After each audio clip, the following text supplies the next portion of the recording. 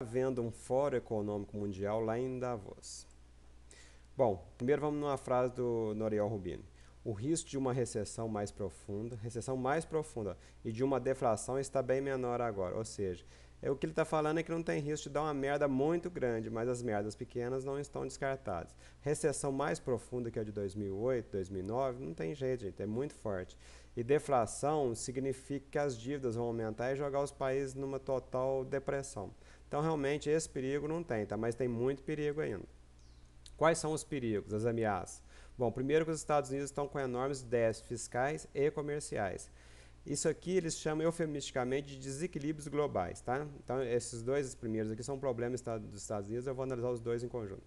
Nós temos também a crise do euro, tá? Principalmente dos PIGs, Portugal, Irlanda, Itália, Grécia e Espanha. E turbulência pela alta dos alimentos e das commodities e o superaquecimento dos BRICS. Então, esses foram os problemas levantados lá em Davos. Então vamos lá. Primeiro, qual que é a primeira ameaça? Os Estados Unidos estão vivendo muito além de suas posses, gerando enormes déficits públicos e comerciais. Então o que vai acontecer? O dólar vai se desvalorizar e o poder de compra do americano vai cair. Só que isso aqui não vai ser tranquilo, o pessoal vai reclamar muito porque eles vão ficar mais pobres, eles vão ter que andar de carro mais simples, gastar menos gasolina. A segunda ameaça qual que é? Eles chamam eufemisticamente de desequilíbrio global, tá? Mas nada mais é do que o déficit comercial dos Estados Unidos, que está sendo, os Estados Unidos está sendo uma potência hegemônica, está caindo e a China está tomando o lugar deles. É isso que está acontecendo de verdade no mundo. De onde que eu tirei esses dados? Eu tirei lá do Estadão, tá? Então vamos lá. A respeito dos desequilíbrios globais, os Estados Unidos tinham um déficit comercial muito alto até 2006, começou a diminuir com o estouro da bolha imobiliária, caiu até 2009 no auge da crise, mas em 2010 voltou a aumentar um pouquinho esse desequilíbrio, esse déficit comercial. Por isso, talvez que o FMI voltou a colocar isso no relatório dele. Mas por que tem esses desequilíbrios globais? O problema foi que depois da Segunda Guerra Mundial, os Estados Unidos era um grande exportador e veio perdendo mercado para o Japão, para a Europa e ultimamente para a China. Só que eles não diminuíram os gastos deles, eles continuaram importando muito. Então o déficit comercial é muito alto. Isso aqui está gerando, essa área aqui, ó, entre as duas linhas, gerou uma dívida externa muito alta e essa dívida externa está ameaçando estourar. Então é por isso que eles têm que fazer recessão e diminuir o consumo.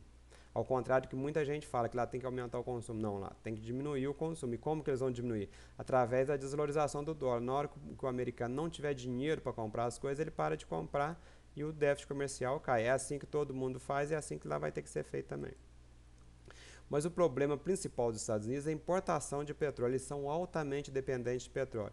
Então vocês vejam que os três grupos de países que estão altamente encalacrados, tá? Estados Unidos, Europa e Japão, todos três são dependentes do petróleo. E por que a China não está? É porque ela faz a reciclagem do petrodólar, tá?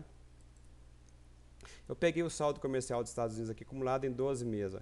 Então veio caindo, no estouro da bolha imobiliária que parou de cair, tá? Melhorou, e na quebra do Lehman Brothers até começou a melhorar significativamente o saldo comercial. Só que com a pequena recuperação que teve lá e a alta das commodities já começou a piorar de novo. Então os Estados Unidos não resolveram o problema deles e está difícil de resolver.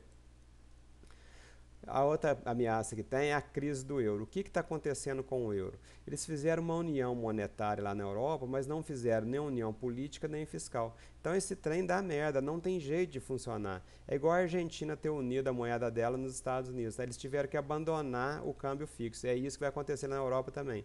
Os PIGs vão ter que abandonar o euro, ou então a Alemanha abandona, como muita gente já está pregando. E os PIGs também estão sendo impedidos pelo mercado financeiro de fazer uma política anticíclica. Eles estão impedidos por quê? Porque eles não economizaram nos tempos de vacas gordas, eles gastaram nos tempos de vacas gordas, igual a formiga e a cigarra. E agora eles não estão podendo gastar tanto quanto seria necessário. Então vocês vejam que o problema na Europa, ó, não é que todos os países são deficitários.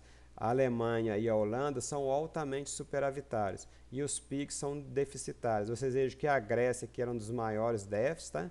E Portugal, que está sendo atacado aqui também tem um déficit muito alto.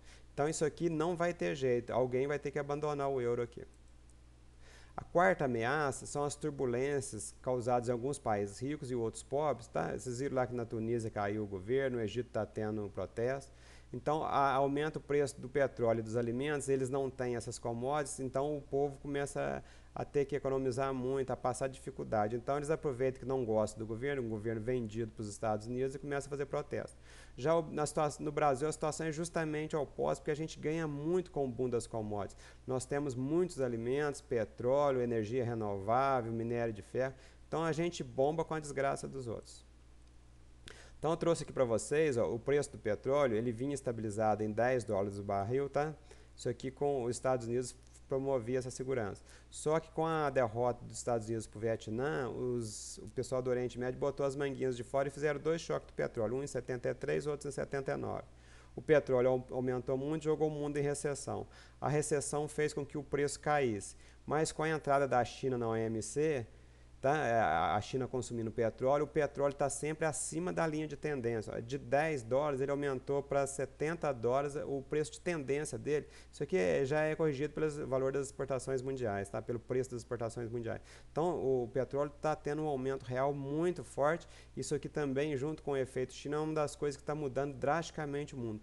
Quem não tem petróleo vai passar maus bocados pela frente. Europa, Estados Unidos, Japão não tem petróleo. A quinta ameaça é o superaquecimento dos BRICS. Só que isso não é ameaça, gente. Isso aí é solução. Eu não sei por que eles estão falando isso. Os BRICS usaram a política keynesiana de aumentar os gastos e baixar os juros na época da crise. Como os nossos países estavam muito bem, a resposta foi muito boa e trouxe até um superaquecimento. Para o Brasil até foi bom para eleger a Dilma Rousseff, tá? Mas isso é só cortar um pouquinho do crédito, aumentar um pouquinho o juros, é coisa simples de resolver. Então, isso é sinal de que as coisas estão muito boas. Então, vocês vejam que a Ásia emergente vai crescer agora em 2011 muito, e eles estão puxando a África e a América Latina, o Brasil aqui junto, tá? Estados Unidos e Europa estão encalacrados. Isso aqui é a previsão do FMI para 2011. Então, a conclusão, quem está mudando o mundo, gente, é basicamente a China, é o efeito China, é a nova potência hegemônica. Keynes é um gênio, só que quem não economizou nos tempos de vacas gordas não pode gastar nos tempos de vacas magras, porque os mercados financeiros não deixam, eles não aceitam. Então, alguns países da Europa, tá, Estados Unidos, eles vão passar mal, eles vão ter uma crise muito parecida com a do Japão. É 20, 30 anos de crise, vocês vão ver. Falou, moçada?